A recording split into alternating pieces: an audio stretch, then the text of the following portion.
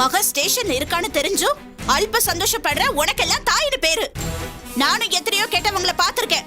பெத்த மகனையே ஸ்டேஷனுக்கு அனுப்பணும்னு நினைக்கிற உன்ன மாதிரி கேடு கெட்டவளை நான் பார்த்ததே இல்ல. வாங்க போலாம். இவங்கள மாதிரி ஒரு பாவியோட வயித்துல பிறந்ததுக்கு என் புருஷன் ஜெயில இருக்கலாம், தப்பே கிடையாது. வாங்க. உங்கள மாதிரி பாவிங்களை பிடிச்சு உள்ள வைக்கிறதுல தப்பே இல்ல. நீங்க உள்ள வைக்க சொல்லிட்டா அவரை நான் அப்படியே விட்டுருப்பேன்னு நினைக்கிறீங்களா? சொடக்கு போடுற நேரத்துல என் புருஷனை வெளியில கொண்டு வர முடியும். ஸ்டேஷன்ல இருக்கிறது உன் அப்பனும் சித்தப்பனும் இல்ல, போலீஸ்.